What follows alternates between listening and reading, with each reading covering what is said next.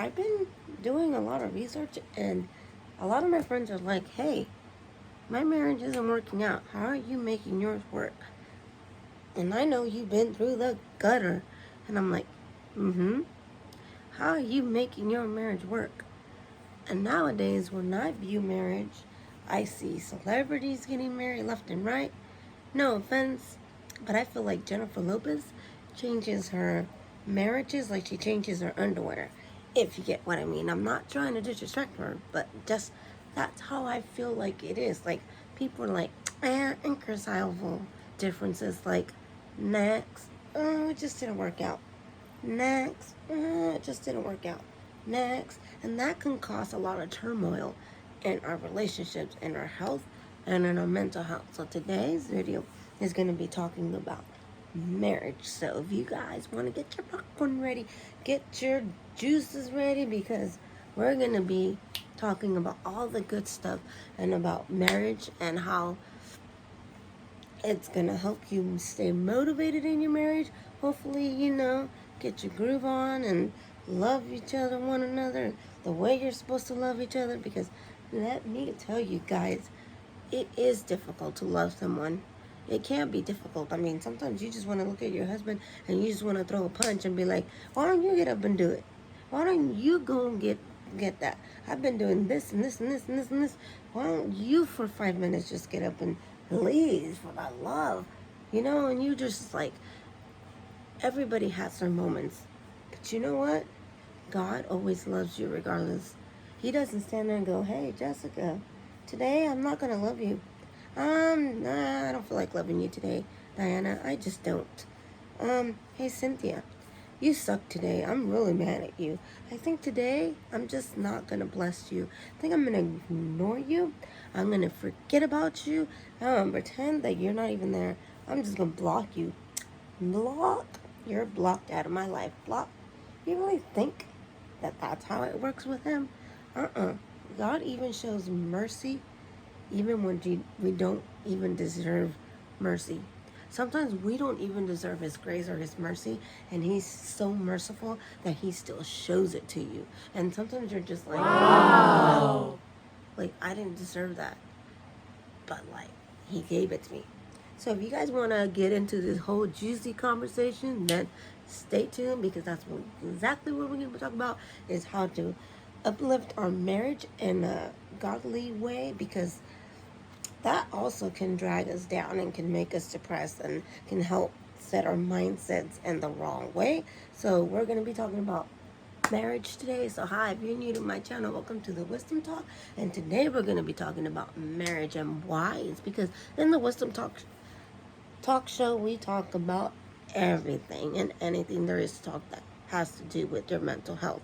And marriage, believe it or not, it's one of the main reasons why a lot of people have mental problems too. Nowadays, there's a high demand for divorce rate. Now, people don't get married. They just hook up and they just go and say, and they live with each other for so many years that they are too afraid to get married. And it's like, whatever happened to the meaning of marriage? It is going so far down the drain that people are not only terrified of marriage, they're always complaining, saying, I don't need a piece of paper. That piece of paper, It's like they feel like if they get married, that's it. They're dead. That's the last thing. Like, there's no turning back. And that's why some people are scared. They just don't do it. So that's what we're going to talk about today. So if you want to stay tuned, then don't forget to hit the notification bell and subscribe to my channel if you're new and you haven't done so you can see more videos just like this one, and you don't want to miss out on all the fun, I promise you. And so today I was reading the Bible, and I was reading in Ephesians, and he was talking in Ephesians, about how husbands should be submissive, wives should be submissive to their husbands. And as I was reading, I felt like he was scolding me. Like God was like, "Did you ever feel that way?" Like he was scolding me, and I was like, "Oh, I'm sorry, Jesus." Like he was like key to the key. And sometimes there's a lot of machismo in marriage too, because they always say, "Oh, that man has to be the head of the household," and a lot of men get the priorities of what exactly it means to be the head of the household. So they take to control too much. And sometimes women can't be submissive when it comes to that. Because I know for a fact there's a lot of women that are going, he ain't telling me what to do. He'd be walking out that door if he tells me what to do. He wants to sleep with me, he better be ready to behave. We don't. Sometimes we just be like at each other's throat. And that's when we stay focused on those things. We always stay focused on the negative things. Why is that? But we never stay focused on the good things that come. Like how you guys fell in love, why you guys fell in love, when you guys fell in love, and what's the reason why you guys fell in love. It's always now when you talk to your friends, you nag about your husband. Oh, he's nothing but a blah, blah, blah. He doesn't help me do the kitchen or the dishes. And all he wants me to do is make him food, and he doesn't do nothing for me. And all we do is nag. Some women can just, every word that comes out of their mouth ain't pretty. If you have to cuss every single time and say all these things you're declaring to that person, you're just declaring it. And every time he says, you beep, beep, beep, beep, and some people can get very harsh with those words. They can say the C word, they can call you the B word, the famous one, or the F word, if you get what I mean, and just beep, beep, beep, beep, and then constantly goes at it just back and forth. You're never going to resolve it. Marriage in 3 different compositions. One, we're going to take a step of those 3 things. One is companionship. Because when Adam was created, he said it's not good for a man to be left alone. So he created Eve. Therefore, he created Eve. Second part is protection. He created Eve and Adam for protection, for them to, for not necessarily just the male figure to be the protector, but for both of them to protect each other, because you become one flesh, and then redemption, to save each other, redemption. He created that from redemption, from savings, because there is temptation. God knew that there would be temptation, so that's why back then when people dated, they courtship. And like I said it in a little while ago, the Duggar family has, I think, done it and explained what courtship is the best, because they don't date alone. They have to have someone with them. So when sometimes there's reasonings why we just got divorced, why there's inconcilable differences, it could be a lot of different things. But you got to understand that God hates divorce, but he also doesn't want you to live in misery.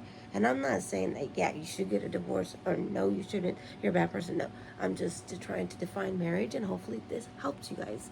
And it helps another person, and it might bless someone. So sometimes we do what Mary did. What did Joseph do? He was quick to get angry and lash out. And we sometimes get so quick to get angry that we don't think, and we think with our feelings instead of the way we're supposed to rationally think it out. We just think with our feeling, and we act out with our feelings, and it can be either good or bad depending on which direction we take. That's why they always say don't follow your heart, because it could lead to nowhere.